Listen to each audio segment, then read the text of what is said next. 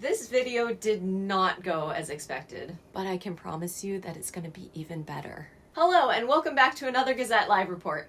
I'm Klepto, and if you're new here, I'm a cosplayer and a video game streamer, and I also really love Visual Kei. As you can probably tell, actually I've had some people recently drop by my video game streams, take one look at me and go, "Do you like the Gazette?"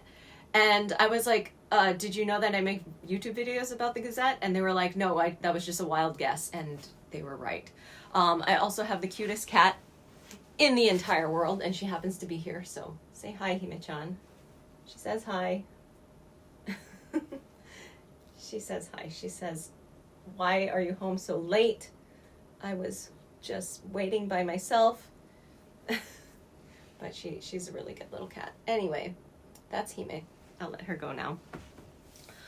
So yeah, as you know, usually before I go to a concert, I film a little bit before I leave the house, talking about, what I'm expecting for that day or how I think things are going to go, any thoughts before the concert. And I fully intended to do that this morning. I woke up at 9:30. I thought, okay, I have plenty of time. This concert is just in Osaka, where I live. Unlike the last few that have been in Tokyo, where I actually have to, take the Shinkansen to Tokyo and all of that. I was like, okay, it's Osaka. This is, super easy. But I was talking to some people on Twitter, and someone asked me, are you in line already? And I said, no, because it was 10 o'clock and I was putting on my makeup. And they were like, well, there's already 100 people in the merch line.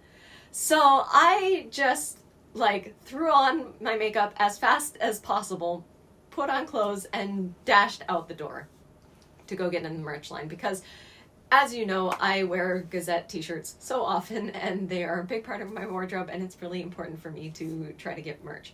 So yeah, I made a mad dash to Namba this morning and did not have time to film my usual introduction that I do before most of my videos. So yeah, that's what's up with kind of backwards order of this video. As you will see, I'll cut in the clips from my journey, I guess. So yeah, I went over there this morning. It was freezing cold. It is extremely cold in Osaka the last few days. Actually, we got I want to say a bunch of snow for us, not compared to literally anywhere else, but Osaka doesn't really snow that much. So we got snow yesterday, and it's been very cold.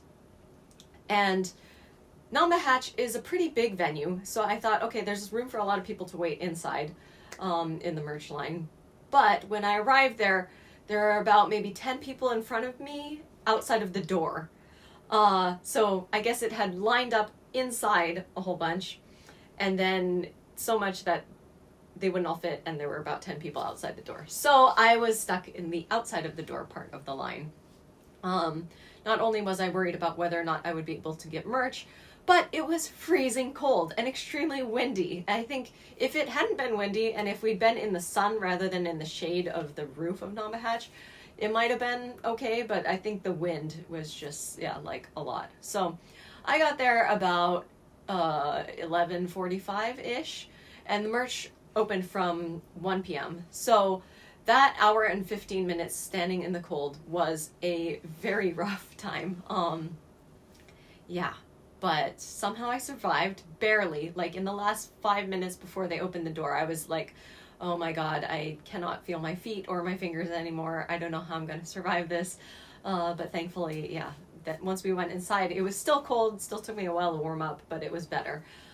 I was really surprised when I got inside, though, how much room there was, because they totally could have fit another couple hundred people inside Namba to wait in the merch line there rather than outside. I don't know why they did that. I think they had to keep some walkways open for safety reasons, but they could have fit way more people in there if they'd been a little bit more compact about how they organized that. So, but I did manage to get all of the merch that I wanted, which I was really happy about, and I had a wonderful assistant this time. So because I was kind of later than I wanted to be in the line, there was someone else who I was talking to on Twitter who's kind of asking me some questions since this was her first live. And she happened to be in the area. So when I found out that there were 100 people, I also messaged her to say, hey, you should go now if you want merch. It's apparently really lined up. And so she was ahead of me in line and made sure that I got some t-shirts before they sold out. So thank you so much. It was really nice to meet you. There's a clip here. Hello, we are at Namba Hatch and we made it through the merch line. I met another fan on Twitter, all the way from Costa Rica. Yes, very lost fan. Who helped me buy merch because I was so worried that it was going to be sold out, but by the time I got there. So thank you so much. That helped me out so much. But yeah, I like how we're like, you have all red and I have all blue. we're kind of matching in a way. Right? So it's always so nice to meet other Gazette fans, and yeah, this was great. So yay, see you. So let's take a look at the merch. They had a lot of things this time, but I kept it pretty simple because I kind of need to save some money right now. And I had a few very clear favorites out of the things that they had. So the first up was this t-shirt with the Heresy logos and the DNA trail. I thought this was really cool. It has their tour details on the back and the different logos, which I think looks really cool too. I like how it has kind of this effect going on here. That looks pretty cool.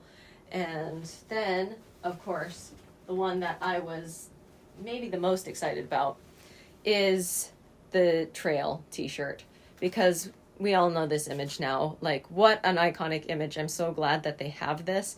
And then they've added the red trail from this Shouseki tour.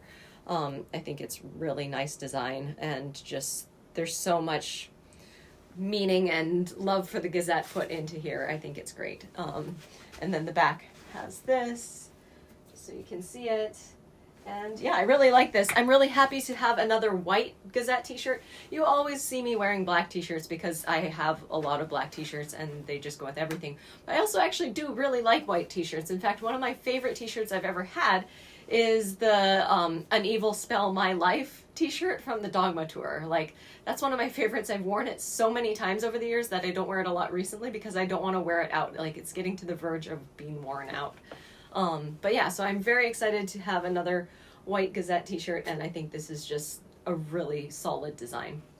I also got the hat. It has the Heresy logo on the front, and the DNA Trail 2002. We don't say 22. 2002 to 2025. And I think it's pretty cool. And I didn't have any caps that don't have something completely obnoxious on the front, so I think it's good to have this too as an option, and it's cool. So yeah, I'm very happy with my merch purchases. So after the merch line, I didn't even really stick around to distribute stickers. Some of you may not know, but I make these Gazette pixel art stickers every time I go to one of their concerts, and I give them out for free before and after the concert. But I had been planning to stand around after getting merch and kind of distribute them to other people in the merch line, but it was way too freaking cold. So I ran away, found a spot at a net cafe, and took a nap and hung out for a couple hours while I waited for the concert. I thought about coming home, but the thought of even having to walk to the train station was just too much. It was too cold out there. Can't say that the net cafe was the best option. Wish the net cafe had been a little bit warmer. But hey, it worked out, and like, have you really lived if you haven't been writing your fan mail in a net cafe hours before the concert? I was not as thoroughly prepared this time as I usually am for concerts. Just life is busy, but I did get my letter written out to them, so that was good. So hung out in the net cafe, and then it was time to go back to the concert. So boy, do I have a report for you. There were some surprises, and it's great. So yeah, let's dive into it. Oh wait, one more thing. So before we go into that, let's take a step back and talk about the things that I meant to sit down and talk about before I ran off to the concert hall. So this tour is the Gazette's 23rd anniversary. Wow. And it's called the Shouseki tour, right? So what exactly is Shouseki? If you look it up in the dictionary, you'll probably get things like proof and evidence and trace. And these are correct, but I just want to, just talk about this word a little bit. We also see the word trail on a lot of the merch. And so you might be thinking that Shouseki means trail, but I think I just want to break this word down. So there's two kanji. The first one being the sho of shoko, which is like evidence or proof. And seki is the same seki that we see in joseki, like castle ruins. This idea of something that remains, doesn't have to be ruins, but just what's left behind, tracks or marks. So when we see this word trail on the merch, it means not just like a path as in a small road, not that kind of trail, but as in a trail left behind. So my prediction from this tour, and also based on the Nagoya set list, was that they would be going through a lot of the different eras of the Gazette. And that is pretty much what happened.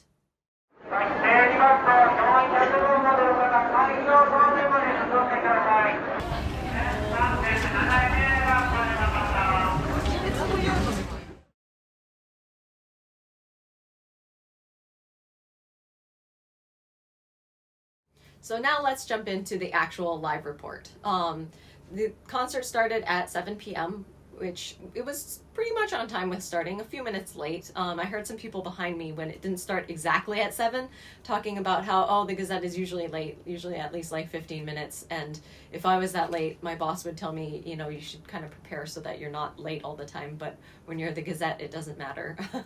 But yeah, they started pretty much on time.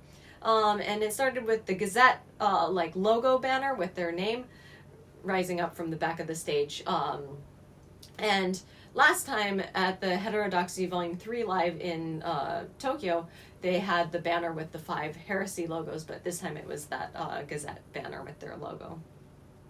We went right into Anata no Tame no Kono Inochi, which is a fun song because there's a lot of furitsuke, so lively way to start it off. And then we went into Zetsu, which I think that was on the Nagoya track list as well, and I was really excited about. I love that song, and I did not expect to hear it, and I was really excited about it, so that was fun. Super happy about that. Love that PV, have watched it so many times, so that was pretty cool. Then we went into Sugar Pain, and one thing that was just notable about that was all of the purple light. There was this purple light shining on Aoi, and he had, I guess he probably had a fan blowing on him, like from or there was just air from the air conditioning system. I'm not sure, but his hair was kind of flying around. But also it wasn't like a really intense fan breeze. It was like, he looked like he was in slow motion within this purple light. It was pretty cool. So that was kind of one of the things that I noticed during that song.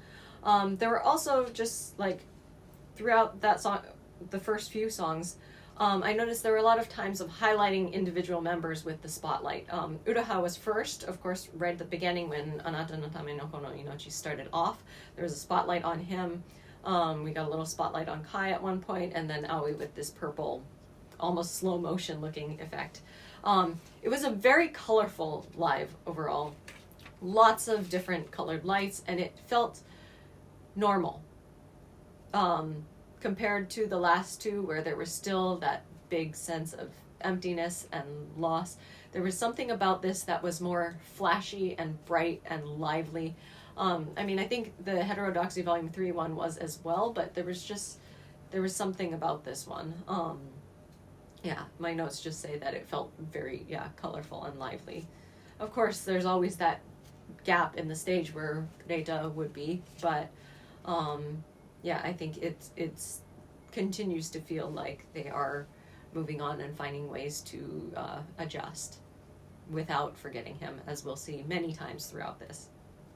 So after those first set of songs, the stage just went dark for a surprisingly long time, and there were just Sakigoe for a long time calling out all the band members, and there were also many for Reita as well.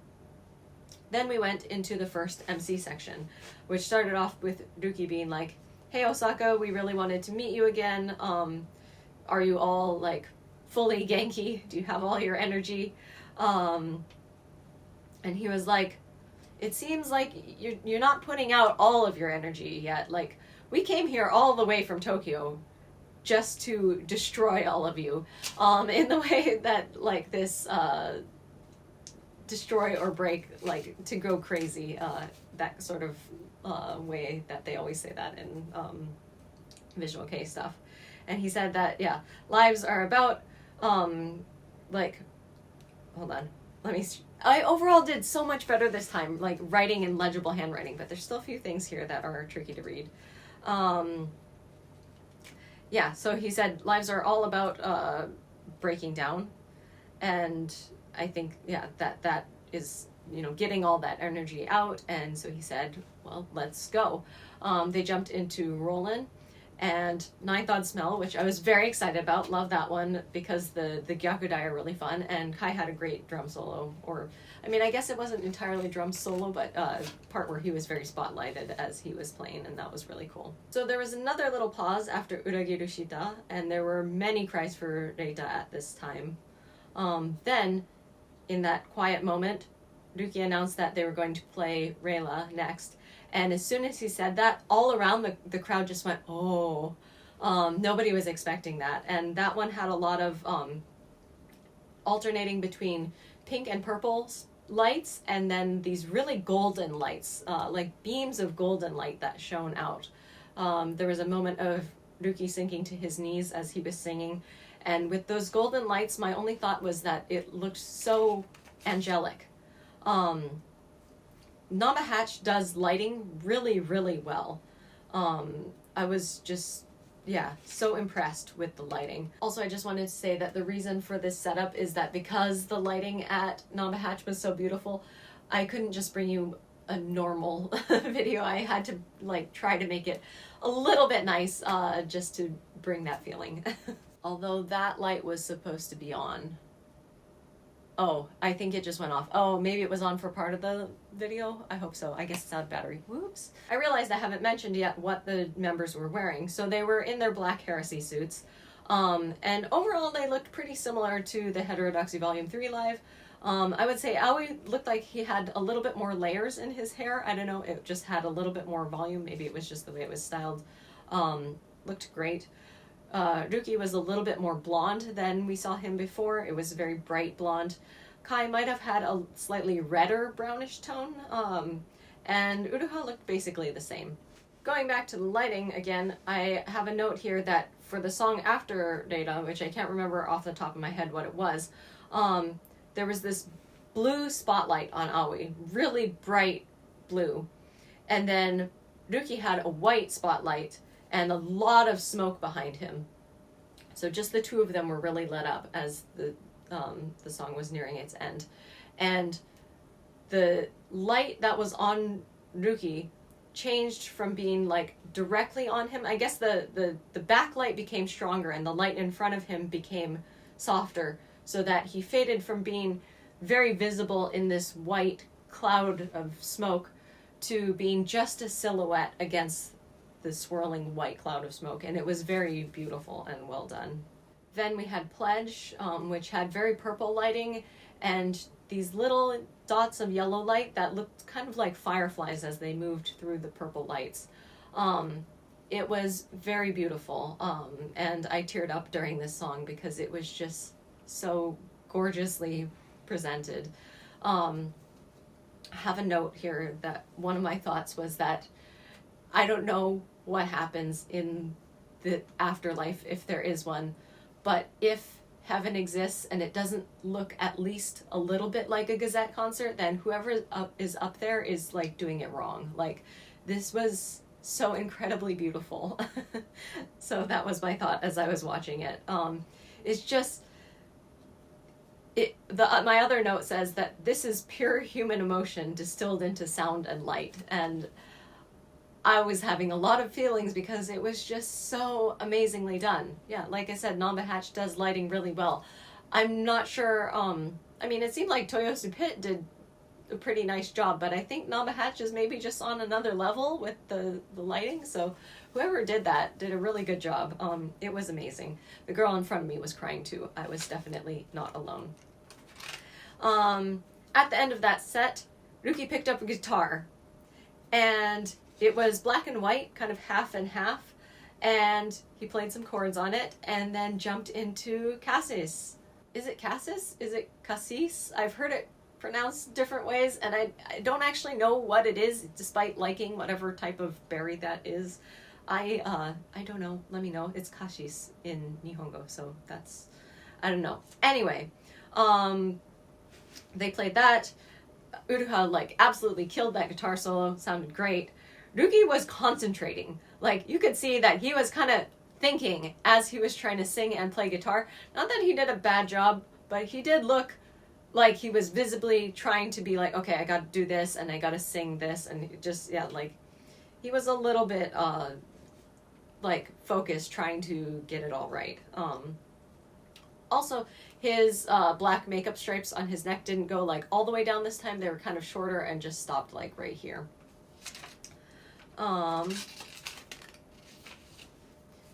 Then we went into another MC section, and Ruki said, "Hey, Osaka," and then just said, "Yosh," and then everybody just laughed. And he said it's been, the Shouseki tour is their 23rd anniversary, and there's only 3 lives on this tour, and he's like, that's it, but how is it going? And that they performed at Nagoya before, and there's a few minor changes to the set list between Osaka and Nagoya, but overall they're keeping it basically the same because they chose this set list really carefully to express their feelings, which I think totally makes sense. He said, it's been 23 years that we've been doing this, and but he still felt nervous when he was at Nagoya. He was like, the Budokan is easier because they're more used to it. So actually playing in Nagoya was a little bit nerve-wracking at first. Like the concert was about to start, and he was like, "Oh no, it's starting. What do I do?" So I thought that was kind of funny. But then he said, so he was kind of waiting, being like, "What do I do?" And then he decided to just be like, "Yosh, okay, it's time to start." So yeah, what else did he say? He was like, "Oh yeah, for cassis, I only play 2 chords. Like, I didn't even have to rehearse it. I just play it." But there was still, like, some time, especially at the beginning of the song, when he started kind of strumming the guitar before actually playing the song, where he was like, "How many times am I supposed to strum this?" Like, he was talking about how he was overthinking it, and then decided to just be like, "Yosh, okay, it's time to start the song." So that was kind of funny. I guess he was overthinking things. Yeah, he talked about how this is, the Shouseki tour is kind of about returning to this idea of being a beginner again, returning to that feeling of it being the first time and doing things fresh and new, and with the band really, having a new start with trying to figure out how things are after Reita's passing. It makes sense that that's how this feels to them, and I think, that was clear. Where the last 2 concerts were a little bit more still about mourning the loss of Reita, and that focus on, mourning and then starting to move on, and then I feel like Shouseki is more about, honoring their past and how far they've come, celebrating 23 years and moving on to a new stage. And maybe that's why it feels more colorful and lively in some ways. But he said that every tour really has kind of its own flavor, but this one is about that returning to the beginning sort of feeling. And he said,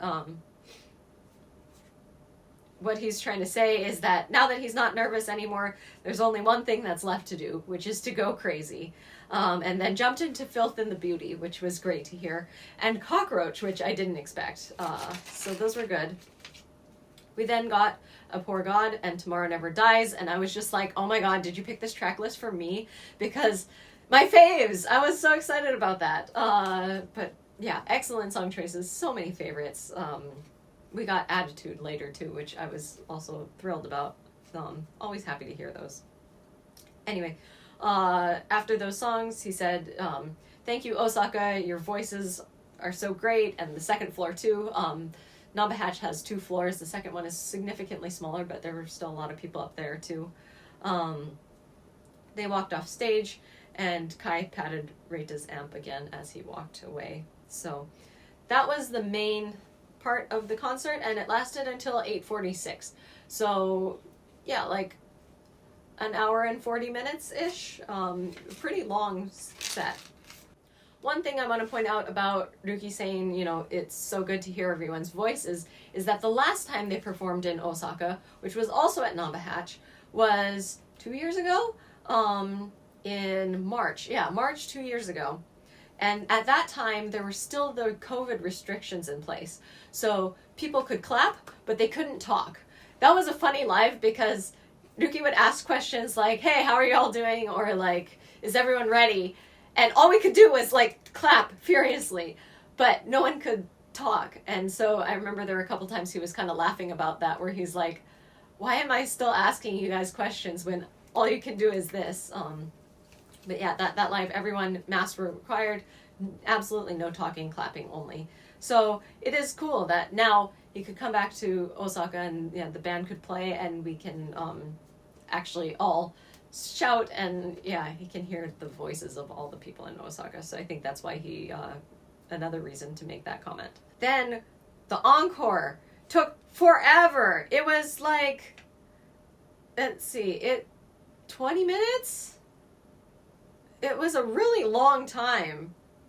Yeah, about 20 minutes, I guess, of shouting, Encore, Encore. It was very long. Yeah. But then they came back out on stage. It was at first Aoi, Uruha, and Kai, and they were wearing the Black Heresy t-shirt, or this one, yeah. So that was cool. And Kai said, you know, thank you, you're the best, Osaka, which Osaka is. And he said, but, you know, the best is still yet to come, so kakate koe, as he always says. I like when Kai always comes out, he talks through the microphone as usual, and then his kakate koe yell is always just without the microphone, so you can just hear his voice coming directly from him, and it's always quite loud. And they jumped into Inside Beast, which, Kai started off the drum part before Ruki even came on stage, and then Ruki joined them, and they went into Inside Beast. I have a note here that is absolutely undecipherable under that. It's just one line, and I'm sorry, I don't know what that one says. Then, after that, was the surprise. And I did not expect this. I think a lot of you will probably not expect this, but this was the highlight of the concert. And it's also what my clickbaity looking thumbnail is about. Oh my gosh. So, the mirror ball went on, it was shining, and some music started to play. And it was Happy Birthday, because Ruki's birthday was last week. And so Aoi sang Happy Birthday to him in a very wonderfully obnoxious way and called him Ruki-chan. And Kai pulled out his phone and was filming first he lit the candles on the cake. They brought out a cake. Kai lit the candles and then pulled out his phone and was filming, also obnoxiously very close to Ruki. And I think Uruha was just kind of laughing watching them. So this was just so funny though. Ruki blew out the candles and Aoi continued singing Happy Birthday to Ruki-chan. And Ruki started giggling, and he has such a happy giggle. I mean, we've also heard the like deranged sounding giggle that he adds at the beginning of some of the songs and things, and I have to say I love that, but also his average giggle is so full of pure happiness. It was great. And he was just like, Yada, like, no, what are you doing? And it was so funny. He was kind of hiding his face behind the microphone on the stage, and he was just like, oh, okay, so that's what you guys are doing.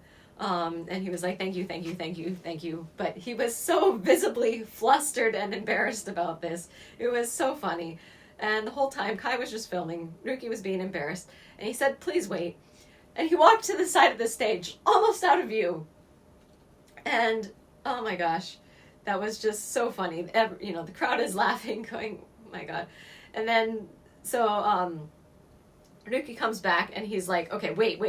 Like, what? Really? And he's like, okay, I'll explain. And then he said, what I'm trying to, hold on, we're having a moment of note indecipherability here.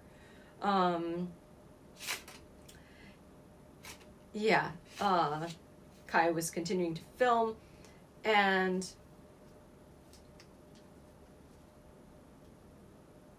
I have no idea what this other note says. It definitely does not say the words that it looks like it says, because that does not make sense as a sentence, so we're going to skip that. But, yeah. Oh, so he was like, wait, okay, I have an explanation. And he pulls out this card, and he's like, it looks like a letter, doesn't it? And he opens it up, and he reads it out loud, which it says, happy birthday, Ruki, from the members and the staff. And he said, I usually don't have a birthday live. He was laughing. Kai was still filming, and he was like, I'm surprised. They spent a while making fun of Kai. Aoi, I believe, said that he made the cake by himself with love. Obviously he did not make this cake. And Ruki said, I'm so surprised, but thank you so much. At this point, Kai said, also, don't worry, there's a big cake backstage for everyone. And Ruki is like, what? He said, back to Ruki, he said, I've been in a band for 23 years, getting older and older, getting more new experiences. But, I'm ageless. We're that kind of band. Which they are. They are so ageless. They only get better with age. And he said, I don't know when you found out about the Gazette, whether you've been here for a short time or a really long time, but I hope that you'll stick around with us and keep building up these years together. And let's see. Then he said, so, I have a funny story. Do you want to hear it? Do you have time to hear it? And of course the crowd is shouting, yes, we want to know, what is the funny story? And he said, so the other day, when we were deciding on the set list to play here in Osaka, Kai said, so when are we bringing out Ruki's cake? So, actually, despite this being a birthday surprise, Ruki was right there in the room, obviously, as Kai blurted out, when are we bringing out the cake? So, yeah, he knew this was happening. It was not an actual surprise, in that way at least. So Kai was laughing as they're making fun of him.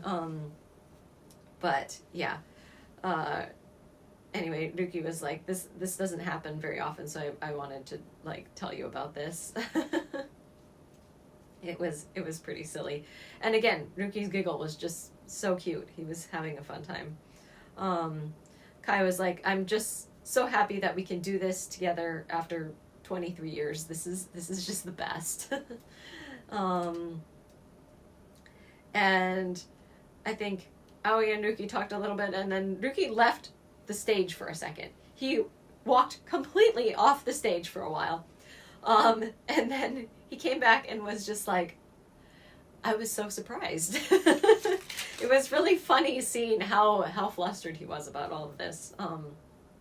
But he said, yeah, we've been doing this for so long that I know when to expect that this kind of thing is happening. And I know it's not going to be in the main part, so it's definitely going to be in the encore. And, I kind of had it planned out, okay, when they bring out the cake, because I know they're bringing out a cake, because Kai blurted this out the other day. This is kind of how I'll react, and I know what I want to do. But they actually surprised me, he said. He said he did not expect this timing. So in the end, it worked as a surprise. Even if Kai gave away that they were bringing out a cake, Ruki still had no idea when it was, and yeah, it was very funny. That was such a wonderful, happy, fun moment from them, and I'm really glad that I got to see it. So happy birthday, Ruki. Thank you for having your birthday live in Osaka. What a great time.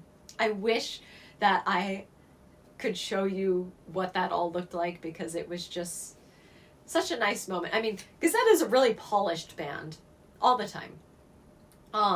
But it's really fun to see those moments of just silliness. It's great. I love that. And so then Kai was like, okay, well, that thing is still over here. At this point, I was like, what thing? The cake? They put that away, but he was like, the thing is still over here. So Ruki walks over to the side of the drum set and pulls out a bright red megaphone and says, let's go. And they go into Silly God Disco, which is another one that if they had not played in Nagoya, I would never have expected to hear here. And, I mean, also because they played it in Nagoya and I didn't realize that the track lists were going to be similar, I did not expect that we would get that. But that was pretty great. Glad that we got Silly God Disco. What a song. Those lyrics, so fun.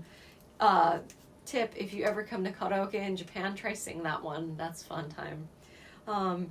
Of course, that has some bass parts in which Reita's amp was illuminated, which was really looked great.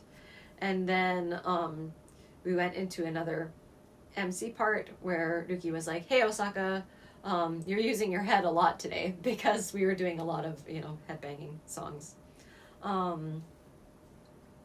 And he said, I'm so glad that we can share this space. It's, really a miracle that we can come together and all do this, and I'm so happy. And he says, I'm the same as all of you. There's tough times. Some of you have come from all over, or you've taken a day off for this.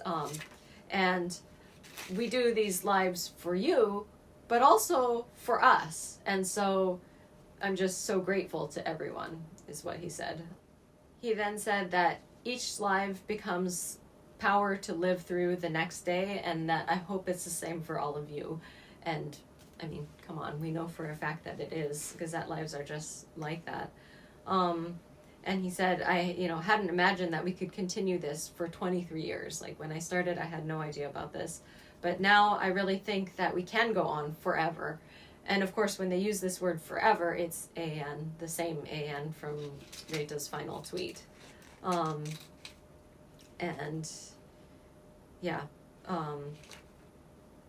So I think, what he was saying is that, so their job now, he thinks, is to believe in this forever and make it come true. And I thought that was such a strong line.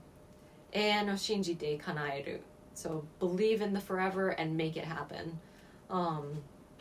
After this, he introduced all the band members, saying, he's Ruki on the vocals, this is Uruha on guitar, and of course introducing Reita on bass. He'll always be there. He said, I want the band to live on, and of course you to continue living on with us. We'll continue to show you all kinds of different scenery. And he said, it's weird to say this myself, but I really think we are the coolest band in the world. And I'm glad. He should think that, because they are. They're so good. But he said, we'll have many more lives and come back to Osaka again too. They'll have lots of fun things and surprises prepared, so be sure to come see us. And he said, I got a lot of power from all of you today, so thank you for all of that. And he said, going back to the birthday thing, I was so surprised earlier, but happy.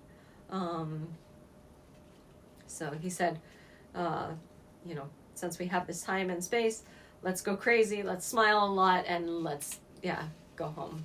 So I can't remember whether, I think they might have gone into Ruder and Linda then, but I can't remember. Basically, when we got right before last song, he said, we'll use all of our power, so you use all of yours. And they played last song, which the crowd really went all out for that. It was just such a fun time. Everybody was, they really did give their full power. We had a great time. Last song was a party, and Ruki's final scream in that was very impressive. Ruki finished off by saying, thank you so much, let's meet again, and I love you. Then he did a very, very long bow from the platform in the center of the stage while Aoi and Uruha walked off stage. Meanwhile, Kai was taking some pictures and filming, and then finally Ruki stood up again and said, "Be safe getting home. Thank you, Osaka." Kai continued taking some photos, and then he was the last one off the stage, and he hugged Reita's amp as he left.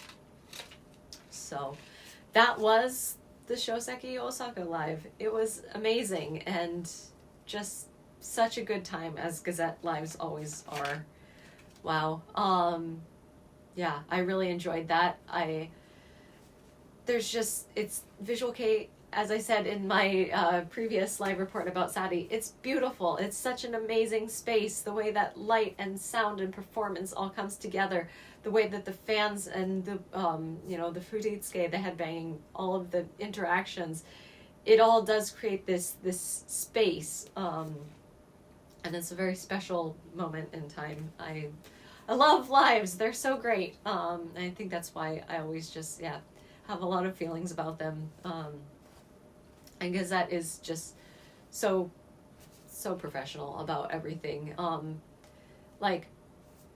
Because I did see Sadie so recently, I mean, all Visual Kei bands are great in their own different ways, but Gazette really is on a special level, I feel, with just their production quality, they're really, really good. I don't know what else to say. It's true, they're good. They're so popular because they're good. And the birthday surprise was an absolutely great time. So, on a personal note, since getting the Apple Watch, this is the very first day that I've completed all of the exercise rings on it. Usually it will never complete the calorie ring for me, but apparently today I burned 716 calories. I'm sure quite a few more than that, but it said I had 123 minutes of exercise and 16 hours of standing for at least 1 minute per hour. So I'm not surprised. This was a very active day. Best exercise I ever get is lives, so I'm sure I will be feeling it tomorrow, but that was a very fun time, and Osaka did a great time of going crazy. There were some times when I noticed that there were headbanging in places where I expected there to be gyakudai, but we also did do a lot of gyakudai, so I don't know. I'm not sure whether the Osaka versus Tokyo and heresy versus non-heresy thing holds up. I'm going to have to go to more lives and test that theory. I guess I just have to go to more and make more videos about them. Oh no. After the concert, I stuck around to pass out stickers, and I was a little bit worried because I actually made so many this time that I wasn't sure if I was going to be able to give them all away, especially because I didn't have the energy to give any of them away while I was in the merch line. But as soon as I stood there kind of near the exit of the concert hall holding the free stickers sign and people started to notice, they were gone very quickly, which is why I don't even have any leftovers to show you at the moment. But I'm really glad that people like them. I'm glad that I keep getting a lot of people coming up to me saying that they saw it on Twitter. And I think it's cool to keep building that community through the stickers. And I ran into some new friends and old friends, followers from Twitter. Got this super cute little bag of snacks and senbei. A chocolate from the fan who helped me buy the merch. It's guava chocolate from Costa Rica, so that's pretty cool. Met another really nice foreign fan who drew this super cute little art of all of them. So it's so nice. And then met other people who I'd seen before. Actually, the person who gave me this bag of goodies, I met her for the first time, I think, at the last, the Heterodoxy Live, and she was happy to get a sticker. She was the one who I gave the very last sticker to this time. But when I saw her, I noticed that in her phone case, she had put the sticker that I gave her before. So that made me really happy. I'm glad that people like the stickers so much. Which brings me to a question, which is that a lot of you who watch my videos here, I don't always, get the chance to actually meet you at lives, but the stickers go over really well with people who I do meet at lives. So would you be interested if I were to put some of the stickers for sale on my Ko-fi shop? I can't give them out for free like I do at concerts because there will be some more production costs involved. For the stickers that I give out at concerts, I actually just print them at Lawson and cut them out. So the sticker paper is it's like the kind of stickers that you can put on a notebook or something, but they're not durable enough to put on like a water bottle or something that you want to, they're not vinyl stickers that can stick on lots of things. So if I were to produce some, I would want to make them like actual vinyl stickers so that they're sturdy, durable, water resistant, all of that. Is that something that you guys would like? Because production costs are high, so I would need to know ahead of time whether people are interested. So if you would like that, leave me a comment. Let me know if that's something that you would want, and we can consider like either doing a small run of stickers or maybe somehow doing some kind of crowdfunding thing for it, or just, yeah, setting a goal on Ko-fi or something. So yeah, let me know. Would you like stickers? I love making them, and I would love to share them with more of you if you would like them. So yeah, another successful Gazette Live, and I hope you all enjoy this report. I will not be going to the live in March, but I know that a lot of you, there are so many foreign fans who are going to that one, and I hope you all have a wonderful time, and I'll be there in spirit with y'all. So until my next Gazette Live report, whenever that will be, take care, stay healthy, keep loving the Gazette, and I'll see you again. Bye.